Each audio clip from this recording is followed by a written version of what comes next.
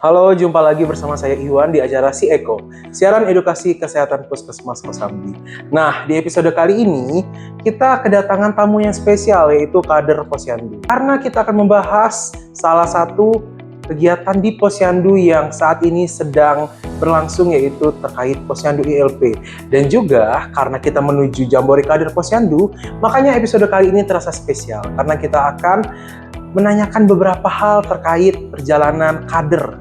Nah, untuk itu kita sudah kedatangan salah satu kader Posyandu di wilayah kerja Puskesmas Kosambi, yaitu Ibu Suaiba atau akrab kita panggil Ibu Eba. Halo Bu Eba. Hai. Apa kabar Bu? Alhamdulillah Sehat? Alhamdulillah. Oke. Nah, Bu Eba ini merupakan salah satu kader Posyandu di wilayah Kelurahan Dadap ya Bu? Iya. Dari Posyandu mana? Nusa Indah 7. Oke, dari Posyandu Nusa Indah 7. Bu Eba, kita hari ini mengundang Bu Eba sebagai salah satu perwakilan kader untuk sedikit berbagi cerita. Nah, tema kita hari ini adalah kader hebat masyarakat sehat. Oke, nah mungkin Bu Eba silakan berbagi cerita awal mulanya bagaimana ceritanya Bu Eba bisa menjadi kader. Ya. Saya bermula jadi kader itu karena saya sebagai Ibu RT, ya kan. Jadi kalau di setiap kerja wilayah itu, keRW itu, Bu RT itu harus ikut Posyandu dan harus aktif di Posyandu. Nah, dari situ saya mulai itu tahun 2008 kalau nggak salah, sampai sekarang. Dan dari situ saya belajar jadi kader dan sampai sekarang saya masih jadi kader Posyandu. Oke, kurang lebih sudah 17 tahun ya Bu? Ya, perkiraan segitu. Wah, berarti dari sebelum Posyandu ILP? Iya, masih Posyandu yang pakai dacin. Iya. Gitu. Masih timbangan dacin ya? Iya. Oke. Nah, Bu Eba berarti kurang lebih sudah 17 tahun menjadi kader Posyandu. Mungkin bisa berbagi cerita selama menjadi kader apa aja suka dan dukanya? Ya kalau kader itu jadi suka dukanya ya kita gimana ya? Yang penting mah kita itu jadi kader itu harus bisa ikhlas, harus bisa menjalani tugasnya semua dengan enjoy.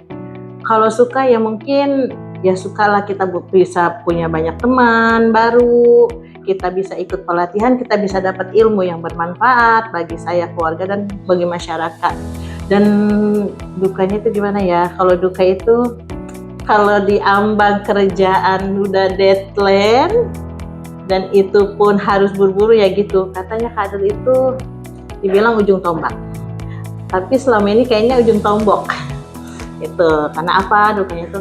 Kita sebagai kader di masyarakat ya, nggak ada yang namanya, mungkin mereka di luaran jadi kader tuh enak. Orang ngelihatnya enak ngeliat gitu kan ya. enak. Wah, lu bisa kesana kesini pakai rapi gitu kan. Apalagi seragam Banyak kan. seragamnya. Banyak seragam gitu kan. Tapi mereka nggak tahu itu di dalamnya itu seperti apa. Dipikir gitu seperti apa gitu kan. Dan kata kalau diukur dari segi materi, mungkin kita sudah nyerah. Makanya yang jadi kader itu kita yang benar-benar menjiwai, yang benar-benar kita itu sosialitanya Kerja tinggi, ikhlas ya. kerja ikhlas. Tidak ibaratnya kita bekerja ya udah kita jalani bekerja dengan ikhlas. Ntar suatu saat rezeki itu mengalir. Tapi kebanyakan kan anak muda sekarang yang walaupun dia terkait dengan RT atau apa, dia jadi Bu RT itu kebanyakan kalau udah dia bergabung paling sebulan 2 bulan dia bertahan karena katanya puyeng lah, kerjaan banyak tapi nggak ini gitu kan. Mungkin ya itulah, kalau jiwanya itu belum menjiwai, itu belum sabar, ikhlasnya itu ibarat masih tipis ya, mungkin gitu Pak. Kalau gitu ya suka duka kita, apalagi kalau di daerah Dadap itu kan banjir ya kan, Padat padat tuh iya. banget itu.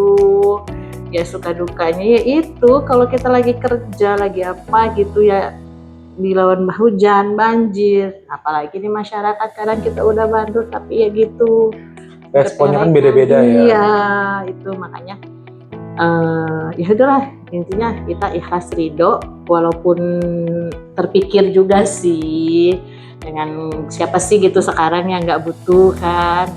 Makanya ya udah jalanin aja, ikhlasin, kita sukain aja. Kerja ikhlas ya. Kerja ikhlas kan toh bermanfaat juga buat kita gitu pribadi dan keluarga dan bermasyarakat itu. Saya itu senangnya kalau saya itu udah bisa ngebantu masyarakat yang dalam kesusahan. Apalagi mereka ibaratnya, apalagi sekarang kan ya Pak, yang kita anak-anak balita apa itu kan ya, ibu hamil yang makin banyak masalah kesehatannya. Kesehatannya itu. Kayaknya kita kalau udah bisa ngebantu mereka, yang penting merekanya itu ayo gitu kan ke kami gitu kan, respon ke kami dengan baik. Mereka ibaratnya nurut lah ke kami gitu kan, kooperatif lah, kita itu senang gitu, senang meskipun gimana ya, halangan, rintangan apapun kita hadapin, tapi kalau merekanya ini menerima atau gitu senang, merasa terbantu, kita ya? merasa kita bahagia gitu ya? Bahagia banget udah begitu ada juga. Kepuasan tersendiri. Iya, kepuasan tersendiri kita sebagai kader semuanya itu, kita bareng-bareng sama teman-teman juga gitu dari kader. Berarti semoga kedepannya pemerintah kesejahteraan kader lebih diperhatikan lagi ya. Iya Pak, itu. Nah, Ibu kan udah di Posyandu ini. Nah, di Posyandu itu kita mengenal ada 5 langkah. Iya. Ada mulai dari pendaftaran, terus penimbangan pengukuran, pencatatan, terus pelayanan, dan juga penyuluhan. Nah, menurut Ibu mewakili kader, langkah berapa atau meja berapa nih yang masih menjadi kendala? 2. Kenapa? Ukur dan timbang itu. Coba berbagi cerita, Bu. Gimana? Apalagi kan sekarang kita pakai timbangan yang baduta itu ya. Itu kan resiko banget kan. Dia taruh di atas, kalau anak itu ngamuk, kan nangis, toprak jatuh. Gitu. Itu kan kita mau nimbang bayi balita itu, yaitu ngerayu dulu, nangis, kalang kabut, ngukur, udah pokoknya kayaknya sih yang saya alami mungkin yang segi meja 2 itu yang agak makan waktu ya. Makan waktu dan kendalanya itu kita harus ngerayu, harus ini, kadang-kadang mereka udah ngamuk duluan anak-anaknya. Tipe anak-anaknya beda, ada yang nurut ya. Beda, ada yang nangis, ada yang langsung naik gitu kan. Ada yang udah pokoknya kayaknya seperjalanan ini di pertimbangan pengukuran. Karena mereka tahu.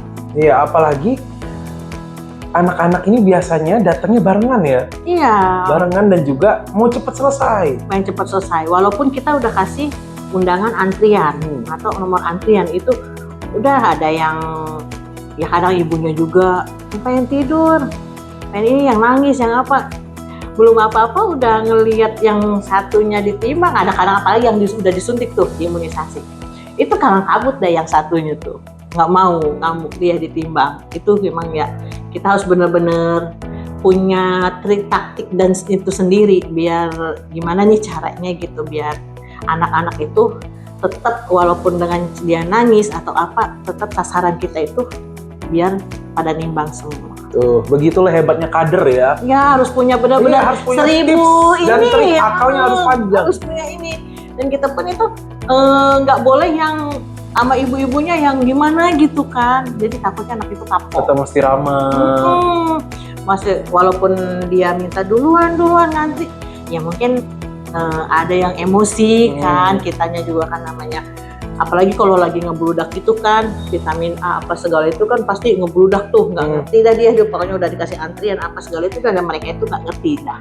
Itu kita harus benar-benar ekstra sabar, ekstra harus bisa nimbangin, jaga emosi kita.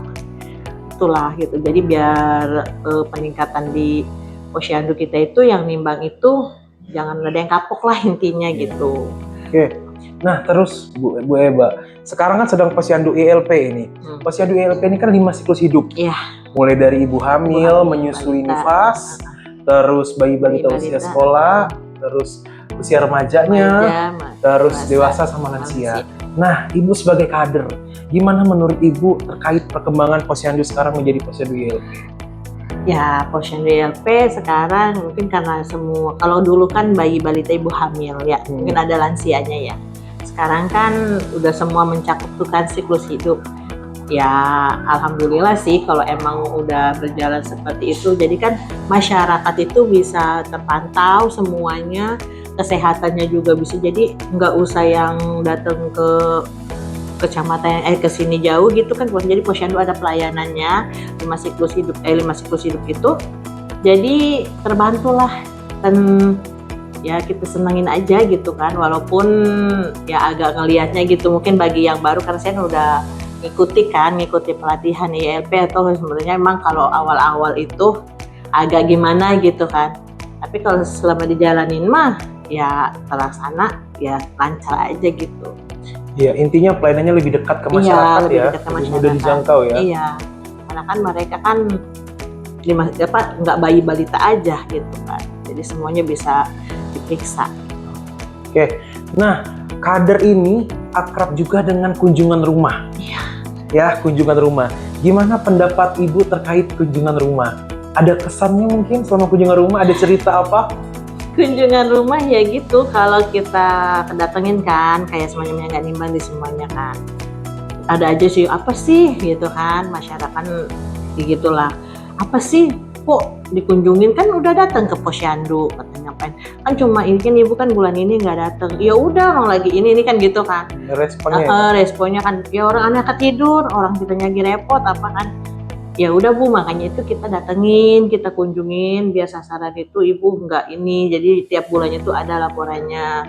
Terus katanya, katanya tahu begitu mah masih mendingan dikunjungin aja, nggak usah datang. Kan kita kan harus menjelaskan tuh. Iya, Di situ. apa alasan kunjungan rumah, maksudnya tujuannya apa? Iya, ya kan kita masa mau bapak dia pengennya begitu, mau dikunjungin aja nggak mau datang ke posyandu, ya nggak mungkin juga kan. Jadi kita harus bisa menjelaskan, jangan sampai ya pengennya dikunjungin terus. Karena biasanya kalau udah kunjungin itu sekali, dia pengen tuh terus-terusan. Iya, karena lebih enak didatangin. Iya, daripada dia datang sendiri katanya gitu, karena antri lah apalah katanya. Ya ada juga yang ada yang nerima, ada yang enggak juga sih. Nah, tetap aja lah kita emang benar-benar kader itu harus punya bermacam-macam trik dan pokoknya kita punya ini sendirilah gitu kan yang bisa diiniin. Jadi Bu Eva ini salah satu kader di wilayah kerja Puskesmas Kosambi yang sudah mengabdi cukup lama. Nah, makanya kemarin kita memilih Bu Eva untuk ikut lomba penyuluhan ya dalam kegiatan Jambore Kader. Gimana perasaannya kemarin? Gimana ya perasaannya? Ya percaya nggak percaya gitu kan, cuma kan ya itu sedikit gitu mungkin kan ilmu yang emang sih mungkin belum ini banyak di saya gitu kan. Walaupun sudah ikut pelatihan ke sana ke sini, ikut ini itu, mungkin kemarin sih sebenarnya mah karena mungkin waktunya kurang banyak yang saya keluarin. Ya rasa deg-degan, rasa percaya nggak percaya gitu. Kalau saya itu bisa melakukan itu dan bisa dari Puskesmas Kosambi percaya menunjuk saya. Dan ya itulah sebisa saya, ilmu Sembari yang belajar saya ya. ilmu saya yang saya dapat selama ini, saya kemarin tuangan sedikit meskipun gimana lah tanggapannya gitu. Dengan percaya dan nggak percaya pokoknya. Oke. Nah, terakhir mungkin ada pesan untuk masyarakat atau ajakan ke posyandu atau mungkin pesan untuk pemerintah setempat, silakan Bu Eva.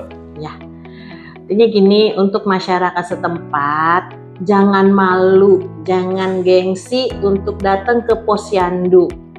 Karena emang sebagian kadang-kadang orang, ngapain sih ke posyandu? Saya mah udah periksa di bidan, saya mah udah periksa di dokter, kadang gitu kan.